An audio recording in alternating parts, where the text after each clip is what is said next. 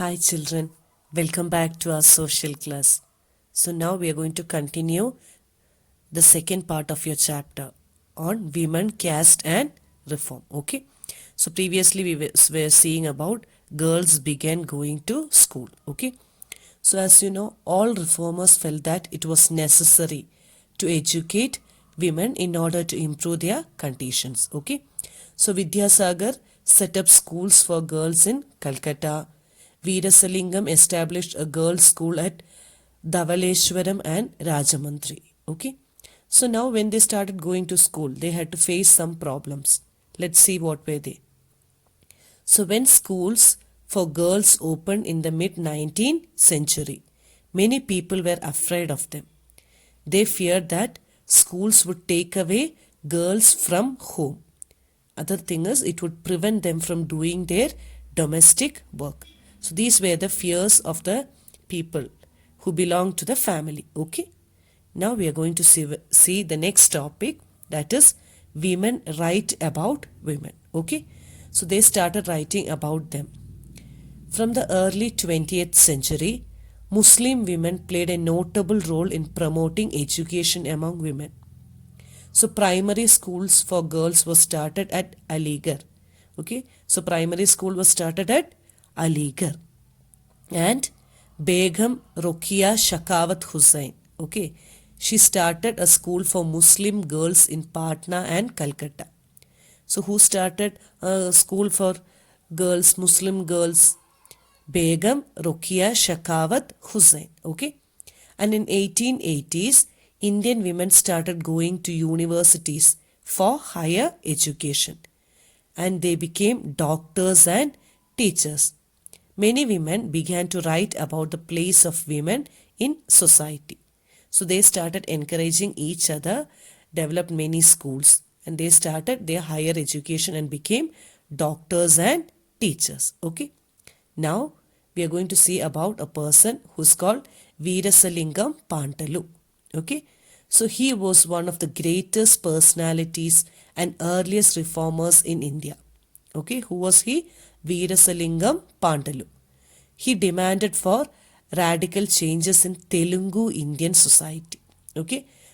He had a keen insight, great courage and dynamic energy. He fought against untruth and championed the cause of progress with vigor. And he fought for education for women and remarriage of widows. Okay, so two things, education for women and remarriage of widows. Who is it? Veerasalingam Pantulu. He started Vivekavardhini. Okay, what is it? Vivekavardhini. It is a monthly journal to point out and criticize the defects in the society. Okay, so who was the author of Vivekavardhini? Veerasalingam Pantulu. It is a monthly journal. Okay, and in 1874 he established a girls' school at Dhavleshvaram to encourage women education. In 1884 he established another school for girls in Rajmundry. So all these 2 points we saw previously. Okay, now the next person is Pandita Ramabai. Okay, so Pandita Ramabai was an Indian Christian. Okay, she was an Indian Christian who tried to change many things in India. A poet and a scholar.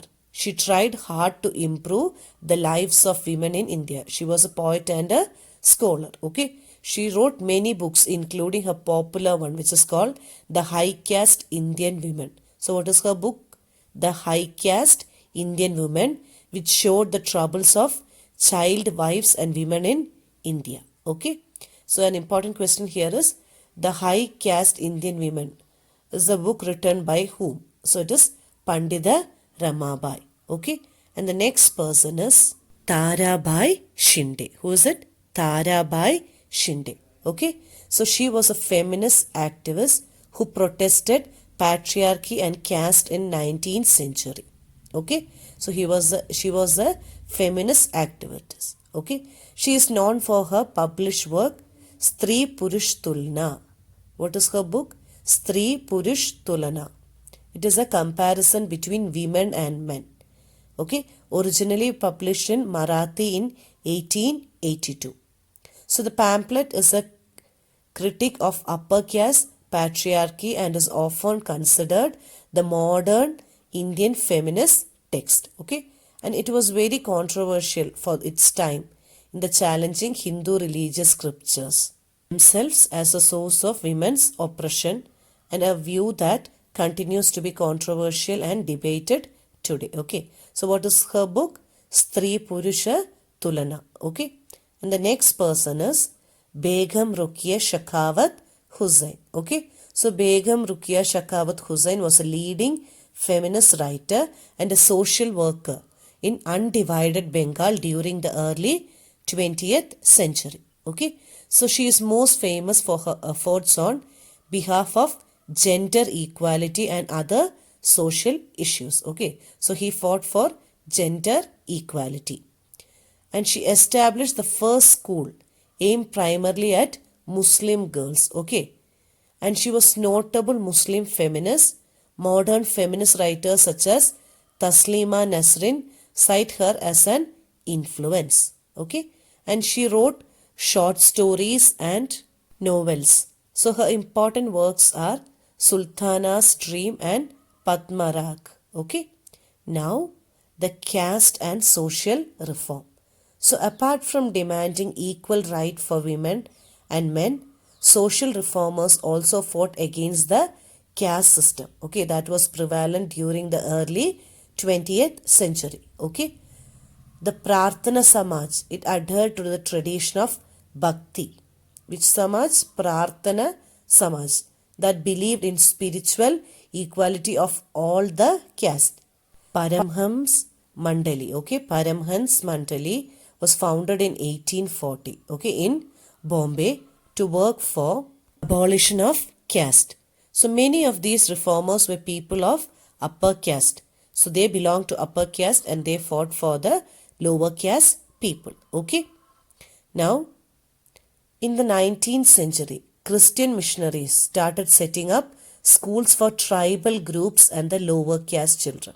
Okay, so Christian missionaries started coming to our country and they set up schools for the tribal groups and lower caste children. Okay, these were trained to find a footing in the changing world. Soon the poor left the villages and started looking for jobs in the cities.